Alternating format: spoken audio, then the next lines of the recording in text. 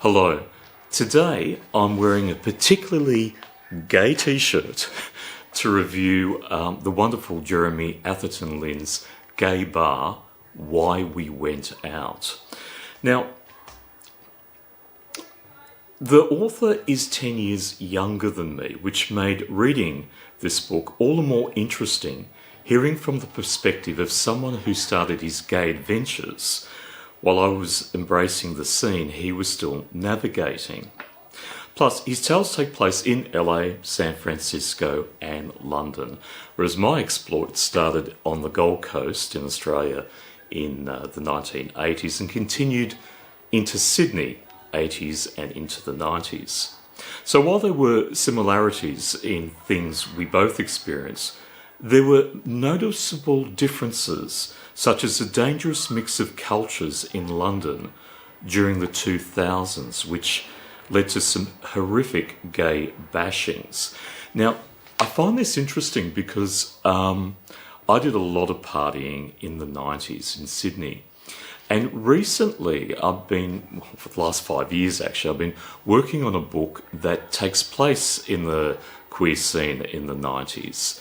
But I had to go and do some research at the State Library because the first drafts weren't quite capturing the period. And in my research of reading the gay press from microfilm, I realised that yes, in Sydney in the early 90s, it was dangerous. There were gay bashings.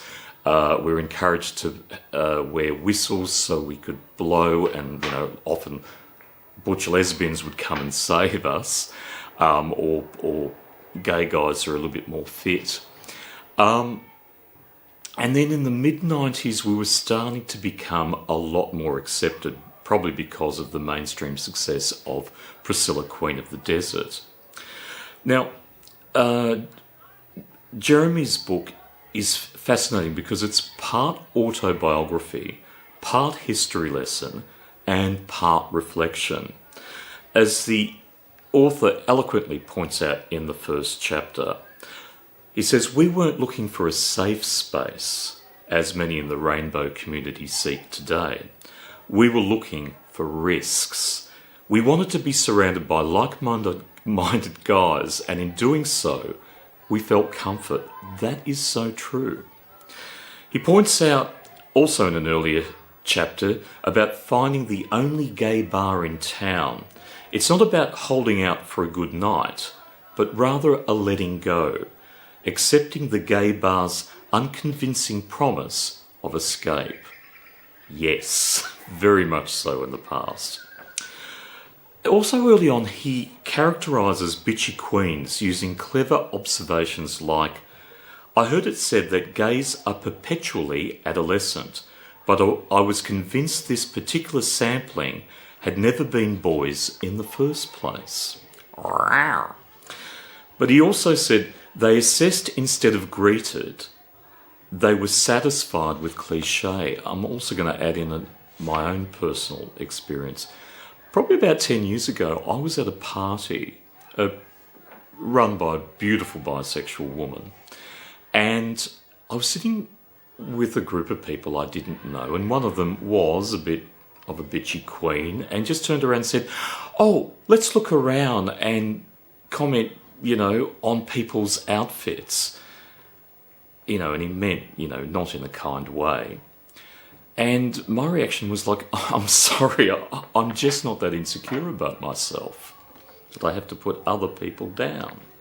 Anyway, Atherton Lin's prose is both clever and charming throughout. He not only sums up the particular vibe of a club or a pub that he writes about, helping you live the experience with him, he also captures what it was like to reside in a particular city at a certain time. We have context for the individuals he talks about, or queer subgroups he is describing. And while there are several review quotes on the cover of this book, which I gave to a friend and he's never given back, it's become one of his favourite reads, it's one from the New York Times that encapsulates my experience reading this book. "Restless and intelligent, beautiful and original." Towards the end, he summarises what's become of the scene. While we live with acceptance, he speaks of straights who claim to understand us while claiming, I'm basically a gay man. They never knew what it was like to be less than, or to hope that there was someone camper in a room so you wouldn't be singled out.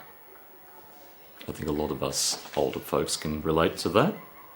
A lot of younger folks can relate to that. Ultimately, this author speaks for us gay men who were born in the second half of the last century. Many of us earned our rainbow stripes by putting up with the hard rain.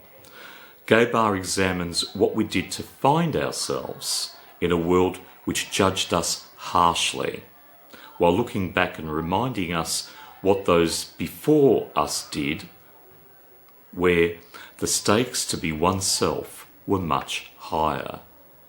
This is a 5-star read.